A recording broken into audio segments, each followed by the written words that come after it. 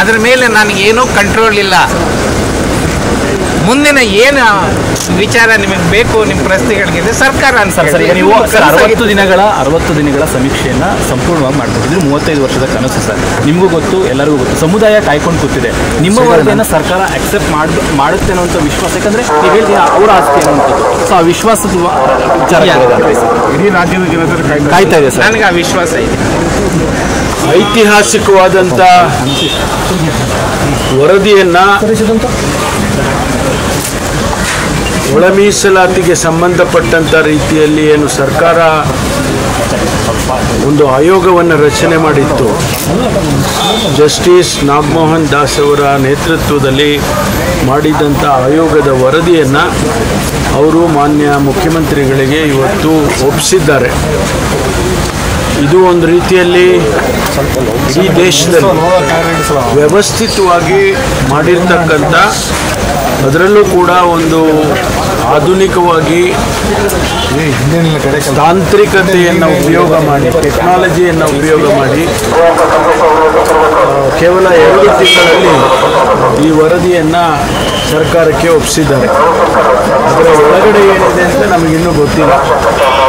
ಮಾನ್ಯ ಮುಖ್ಯಮಂತ್ರಿಗಳು ವರದಿಯನ್ನು ಸ್ವೀಕಾರ ಮಾಡಿದ ಮೇಲೆ ಅದನ್ನು ಮುಂದಿನ ಸಂಪುಟದಲ್ಲಿ ಅದನ್ನು ಇಡಬೇಕು ಅಂತೇಳಿ ಈಗಾಗಲೇ ಸೂಚನೆಯನ್ನು ಕೂಡ ಕೊಟ್ಟಿದ್ದಾರೆ. ಒಂದು ಸಾರಿ ಅದು ಸಂಪುಟಕ್ಕೆ ಬಂದ ಮೇಲೆ ನಮಗೆಲ್ಲ ವಿಷಯಗಳು ಗೊತ್ತಾಗುತ್ತೆ. ಅದರ ನಂತರ ಅದನ್ನು ಅನುಷ್ಠಾನ ಮಾಡೋದಕ್ಕೆ ಯಾವ ರೀತಿ ಮಾಡಬೇಕು, ಚರ್ಚೆ ಮಾಡಬೇಕು ಅನ್ನೋದನ್ನು ಸಂಪುಟದಲ್ಲಿ ತೀರ್ಮಾನ ಮಾಡ್ತಾರೆ. ಅದನ್ನೆಲ್ಲ ಸಂಪುಟದಲ್ಲಿ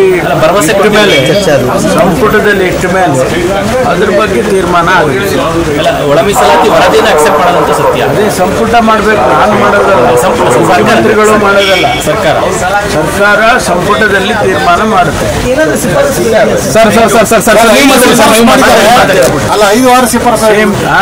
ಒಳ ಮೀಸಲಾತಿ ಸುಮಾರು 35 ವರ್ಷಗಳ ಹೋರಾಟ ಮಾನ್ಯ ಮುಖ್ಯಮಂತ್ರಿಗಳು, ಉಪಮುಖ್ಯಮಂತ್ರಿಗಳು, ಎಲ್ಲ ಸಚಿವರು ಸೇರಿ ಕಮಿಷನ್ ಅಪಾಯಿಂಟ್ ಮಾಡಿದ್ವಿ.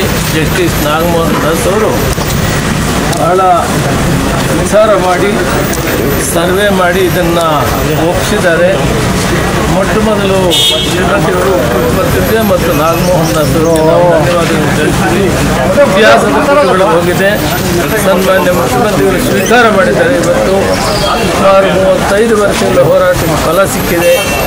ಆ ತೀರ್ಪನ್ನು ಕ್ಯಾಬಿನೆಟ್ ಮೇಲೆ ಮುಂದ ಮೇಲೆ ಅದು ಏನು ತೀರ್ಮಾನ ಆಗ್ತದೆ ಅದರ ಮೇಲೆ ಮತ್ತೆ ನಿಮ್ಮ ಮುಂದೆ ನಾವು ಮತ್ತು ಡಾಕ್ಟರ್ ಪರಮೇಶ್ವರ್ ಸಚಿವರು ಬರ್ತೇವೆ. ನಾವೆಲ್ಲ ಒಟ್ಟಿಗೆ ಇದ್ದೀವಿ, ಒಟ್ಟಿಗೆ ತೀರ್ಮಾನ ತಗೊಳ್ತೀವಿ.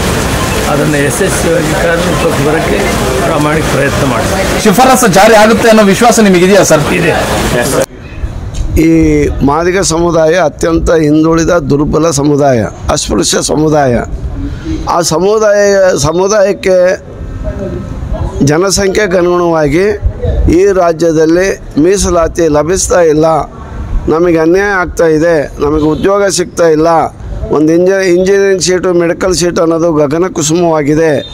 ಈ ಕಾರಣಕ್ಕಾಗಿ ವರ್ಗೀಕರಣ ಮಾಡಬೇಕು, ಇಂಟರ್ನಲ್ ರಿಸರ್ವೇಷನ್ ಕೊಡಬೇಕು, ಒಳ ಮೀಸಲಾತಿ ನೀಡಬೇಕು ಅಂತೇಳಿ ನಾವು ಕಳೆದ 30-35 ವರ್ಷಗಳಿಂದ ಸರ್ಕಾರಗಳನ್ನು ಬೇಡ್ತಾ ಆಗ್ರಹಿಸುತ್ತಾ ಬಂದಿದ್ವಿ. ಕೊನೆಗೆ ಕಳೆದ ವರ್ಷ ಆಗಸ್ಟ್ 1ನೇ ತಾರೀಕು ಸುಪ್ರೀಂ ಕೋರ್ಟು ನಮಗೆ ವರವಾಗಿ ಒಂದು ತೀರ್ಪನ್ನು ನೀಡಿತು.